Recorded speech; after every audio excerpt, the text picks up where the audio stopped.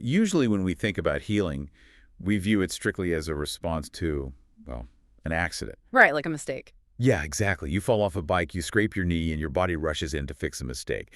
The entire goal of your immune system in that moment is just to, like, patch the hole and get things back to baseline. Just patching the drywall, basically. Yes. But what if you could hack that system?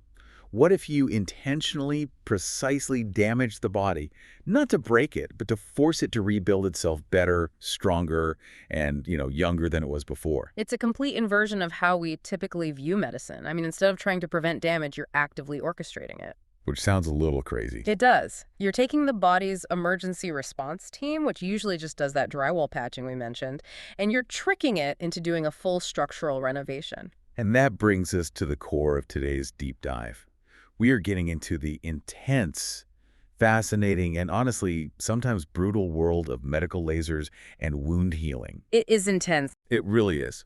We're pulling from an incredible stack of medical literature today to explore how this controlled destruction works.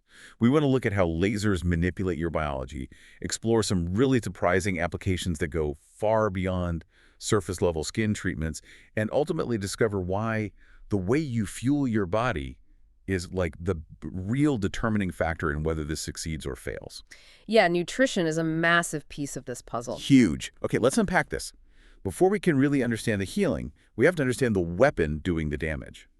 How does a medical laser actually function when it makes contact with human tissue? So to understand that, we need to talk about what the laser is actually aiming for, because it's not just shooting blindly. Right. In laser medicine, the target is called a chromophore, and different lasers are calibrated to seek out different chromophores. Like heat-seeking missiles, almost. Basically, yeah. Like some are designed to target melanin, which is the dark pigment in your skin. Others are tuned to target the hemoglobin in your blood. Oh, is that how they erase those little spider veins? Exactly. But the heavy hitters we're focusing on today, the lasers used for serious tissue resurfacing, their primary target is incredibly ubiquitous. It's simply water. Wait, just the water inside the cells? Just the H2O, yeah. When we look at ablative lasers, like the carbon dioxide or CO2 laser, it operates at a 10,600 nanometer wavelength. Okay. And at that specific frequency, the light energy is just highly, highly absorbed by water. So when that laser pulse hits the skin, it transfers a massive amount of energy into the cellular water, and it instantly brings it to a boil. Like literally boiling. Literally. We are talking about temperatures reaching 120 to 200 degrees Celsius in a fraction of a millisecond. Oh my God. Yeah, the water turns to steam, and the tissue literally vaporizes. It sounds like it could just melt right through you if it wasn't controlled perfectly. Well, that's the crucial engineering challenge, right? Because it's so violently powerful, the laser beam has to be rapidly scanned across the skin by a computer. Because if it stays in one place too long. Exactly. If the beam lingers on one spot for even a millisecond too long, the heat transfers outward. It doesn't just vaporize the target cell, it chars the surrounding tissue, leaving these severe, uncontrolled burns. Yikes. Yeah. But when the computer scans it correctly, an ablative laser cleanly wipes away the entire epidermis, the top layer of your skin, and part of the dermis below it. Which means you're left with a massive raw wound. Yeah. I mean, the literature points out that the recovery from a fully ablative CO2 treatment is famously brutal. Oh, it is. You're looking at up to 2 weeks of serious downtime, basically hiding indoors while your face regenerates. But the trade-off is that the wrinkle reduction and scar removal results are unmatched by anything else in dermatology. The problem, of course, is that most people cannot afford to take 2 weeks out of their lives looking like they suffered a severe chemical burn. Right. You can't exactly go to a Zoom meeting like that. No, definitely not. So medical science had to develop an alternative, and that led to the opposite end of the spectrum, the non-ablative laser. Right, the gentle approach. Precisely. Non-ablative lasers use different wavelengths to completely bypass the top layer of skin. They pass right through the epidermis without breaking it at all, and they just gently heat the mid-dermis underneath. Oh, so it stays intact. Yep. This thermal stress stimulates some minor collagen production, and the appeal is obvious, right? There is zero downtime. You can just walk out of the clinic and put makeup on immediately. Exactly. But the results are incredibly mild compared to the CO2 laser. So you have this stark divide. You have the heavy hitter with a terrible recovery, and the gentle approach with mediocre results. Yeah. A real trade-off. And reading through the sources, that divide is what led to the modern compromise, right? Fractional lasers. Yeah, fractional resurfacing changed the industry entirely. Instead of using a solid beam to vaporize the entire surface of the skin, a fractional laser, like the 1550 nanometer erbium device, takes that beam and divides it into thousands of microscopic columns. Thousands of them. Thousands. When it fires, it blasts these tiny cylindrical columns of thermal damage deep into the skin, creating what dermatologists call microthermal zones. Macro-thermal zones, okay. And crucially, it only vaporizes about 15 to 25% of the actual skin surface. The rest is completely untouched. You know, the best analogy I could think of while reading the mechanics of this is aerating a lawn. Oh, that's a good one. Yeah, like when your lawn is compacted and struggling, you don't rinse a bulldozer and scrape the whole yard away. You use a machine that punches tiny, deep holes, pulling out little cylindrical plugs of dirt. Right, and you leave the grass around it alone. Exactly. You leave the vast majority of the grass completely intact. And because those healthy, untouched blades of grass are sitting right next to the new empty spaces, they quickly spread their roots, rushing in to repopulate the holes, making the whole lawn thicker and healthier in a matter of weeks. What's fascinating here is the biochemical reality of that aeration process in human tissue.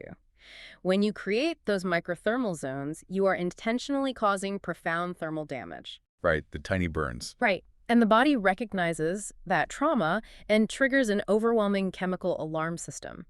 The healthy skin surrounding each of those tiny columns goes into overdrive. It releases enzymes called matrix metalloproteinases. Okay, let's break that down for the listener. What is a matrix metalloproteinase doing in this scenario? Think of them as the chemical demolition crew. Okay. Before you can build fresh, tight collagen, you have to clear away the old, sun-damaged, fragmented collagen. These enzymes act like chemical shears, cutting away the weak infrastructure. So they're clearing the site. Exactly. And once the site is cleared, the body floods the area with interleukins, which are messenger proteins that orchestrate the immune response, and procollagens, which are the raw building blocks for new tissue. And because so much of the skin is still there to help. Yes, because 75% of the skin is untouched and actively helping, you get the profound structural rebuilding of an ablative laser, but you heal in a fraction of the time. It's just brilliant mechanical engineering applied to biology. And if this fractional technology works so well for forcing external skin to rebuild its collagen network, it makes you wonder if it could rejuvenate internal tissues that are suffering from atrophy. It absolutely does. Which brings us to a profound quality of life application, transitioning from the face to the pelvis. Yeah, we're looking at a landmark piece of literature here called the Velvet trial. This study explored whether the regenerative power of lasers could be used to treat a condition called genitourinary syndrome of menopause, or GSM.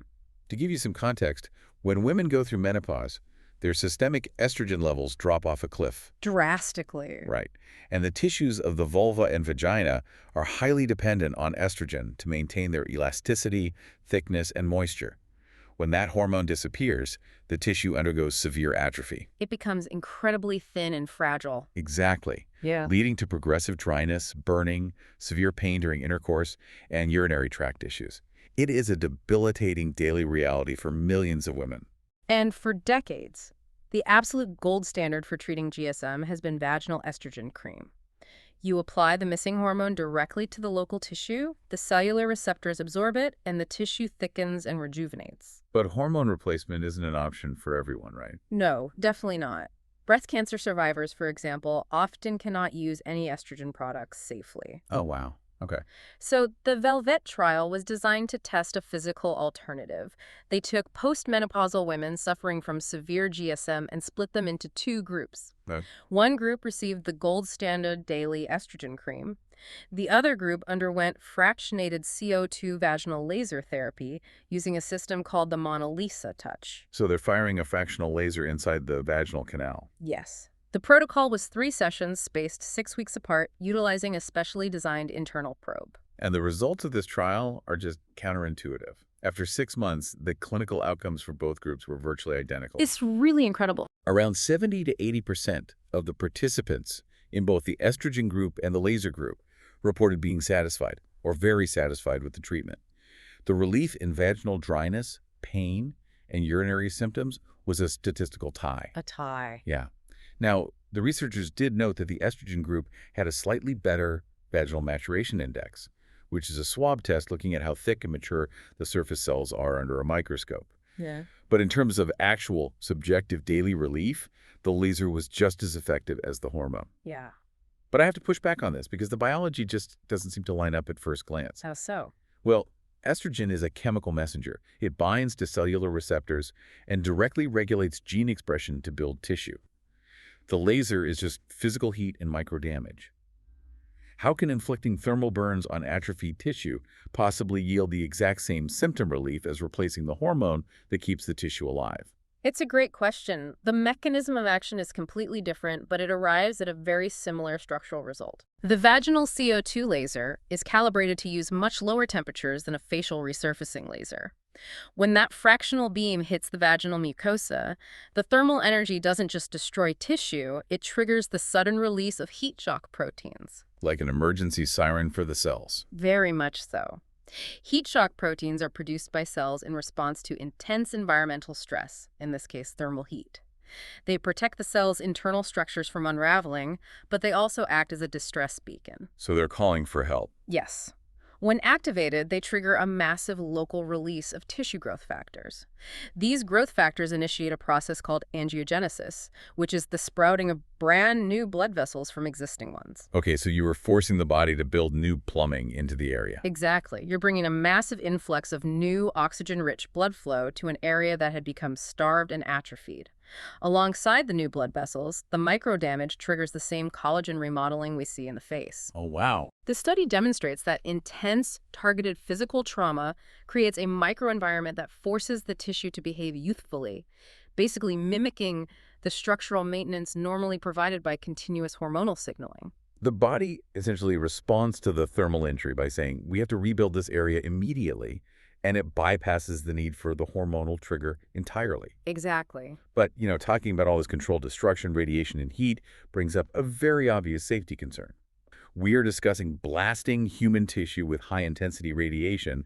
Doesn't exposing your skin or mucosal tissues to intense light energy increase your risk of cellular mutation and cancer? It's a logical leap to make, for sure, and it's a concern that the oncological literature addresses head-on. But the clinical consensus is firmly that no, medical lasers do not increase your risk of cancer. But we know for a fact that radiation, specifically from the sun or tanning beds, causes skin cancer. Why is this different? Because of the specific wavelengths involved, ultraviolet radiation, the UV light from the sun, is ionizing. Ionizing, okay. Yeah, it has the physical energy to penetrate your cells and violently alter your DNA structure. Medical lasers and intense pulsed light, or IPL devices, are engineered specifically to filter out the dangerous UV spectrum entirely. Oh, so it's a totally different type of light. Right. They operate at wavelengths above 400 nanometers, utilizing infrared or visible light. And there's a key study in the stack by Sorg and his team that proved this on a molecular level. Yes, Sorg et al. Set out to see if exposing skin to high-intensity IPL caused actual precancerous DNA damage. To do this, they looked for a very specific mutation called a thymine dimer. Let's explain what that looks like. If you picture your DNA as a twisted ladder, the rings of that ladder are made of base pairs. Thymine is one of those bases. Right. When dangerous UV light hits that ladder, it can cause two adjacent thymine bases on the same side of the ladder to abnormally bond together rather than reaching across to their partner. Or like they fuse sideways. Exactly. That sideways fusion is a thymine dimer. It puts a kink in the DNA ladder, and when the cell tries to replicate, that kink leads to the mutations that cause cancer.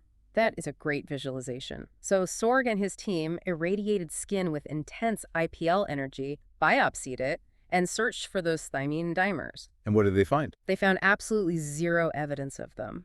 The light from a laser or IPL is incredibly bright, and it transfers massive thermal heat, but it completely lacks the specific ionizing energy required to buckle the DNA ladder. Here's where it gets really interesting. Not only do these ablative lasers not cause cancer, dermatologists are actually using them as a preventative measure against skin cancer. Yeah, it's wild. The literature details clinical cases where patients who suffer from multiple basal cell carcinomas and squamous cell carcinomas underwent full-face CO2 laser resurfacing.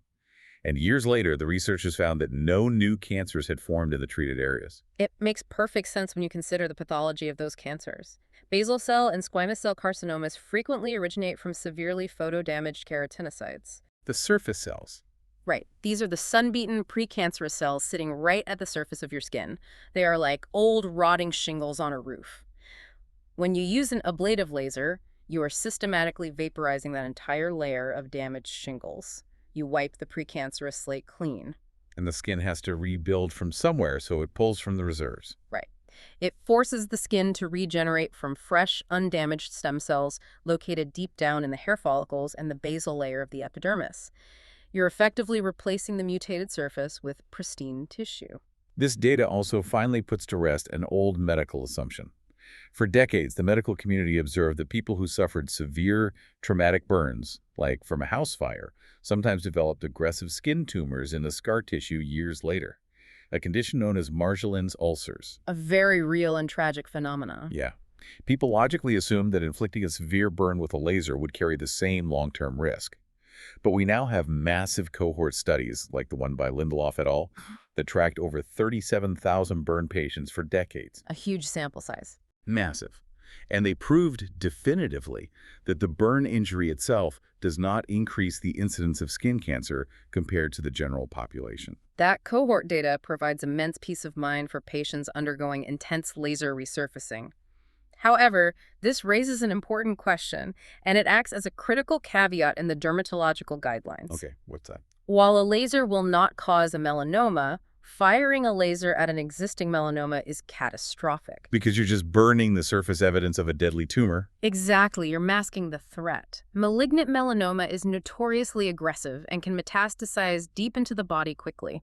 If a practitioner misdiagnoses an early melanoma as a harmless sunspot and hits it with a laser, you destroy the pigment on the surface. Yeah. To the naked eye, the spot disappears. But underneath. But underneath, the cancerous cells are still thriving. You've just delayed a life-saving biopsy by months or even years while the melanoma quietly spreads. That is terrifying. It is.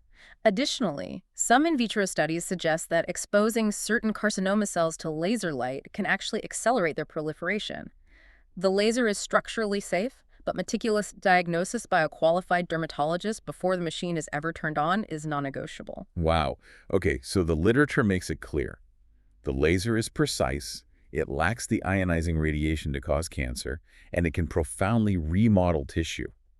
But reading through the clinical aftercare protocols, the most striking realization is that the laser only does the first half of the job. The easiest part of the job, frankly. Right. The laser is just the demolition crew. It comes in, vaporizes the old structure, and clocks out.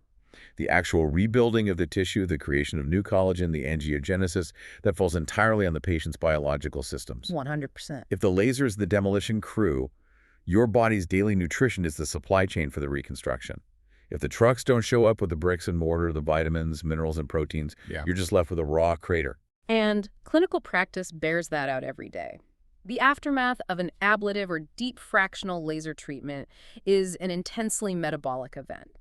If we look at the topical aftercare first, the primary goal is simply keeping the environment survivable for new cells. Yeah, those first 2 days sound awful. The first 48 hours are brutal. The skin feels like it's radiating heat from a severe sunburn. Patients cannot wear any makeup, and they're instructed to do continuous white vinegar soaks. Which sounds painful, but the chemistry behind the vinegar is vital. It is. The protocol requires mixing 1 cup of plain white vinegar with a gallon of refrigerated water.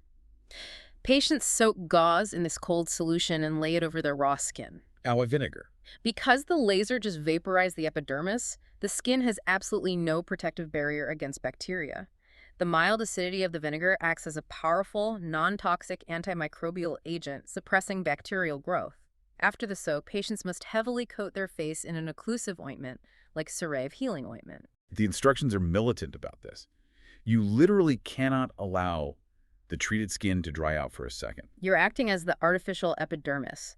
If a raw laser wound desiccates and dries out, the delicate migrating cells die, and you end up with severe scarring instead of smooth tissue. Wow, okay. By days 4 to 7, especially with a fractional treatment, you'll see a microscopic grid of dots appear as the tissue purges, and then the skin turns aggressively pink. Okay. And while patients hate the lingering pinkness, dermatologists look for it. Because the pinkness is the physical evidence of the angiogenesis we talked about earlier. It means the new blood vessels have arrived. Exactly. It's a sign of robust vascularization and new collagen formation. But to your earlier point about the supply chain, Those topical ointments are just a protective dome. The physical reconstruction relies entirely on the internal biological phases of wound healing. Let's break down those phases because the nutritional demands the body makes during this time are staggering. Mm, The first phase, immediately following the laser, is inflammation. right. In the inflammation phase, the body is rushing to achieve hemostasis, which means stopping the bleeding and clearing out the vaporized cellular debris. To form stable blood clots, your body rapidly burns through its available stores of calcium and vitamin K. Okay. Simultaneously, your immune system dispatches macrophages, which are the cellular garbage trucks that engulf and digest the dead tissue. To mobilize those macrophages effectively, your body demands high levels of vitamin A. If you are deficient in these micronutrients, the inflammation phase stalls out, and the skin remains angry, swollen, and red for much longer than necessary. Once the debris is cleared, we move to phase 2, proliferation. This is where the foundation of the new tissue is poured. And pouring that foundation requires a massive influx of raw materials. Your body demands high concentrations of amino acids, particularly arginine, which serves as a signaling molecule that instructs cells to divide and multiply. And you need iron too, right? You also need an abundance of iron.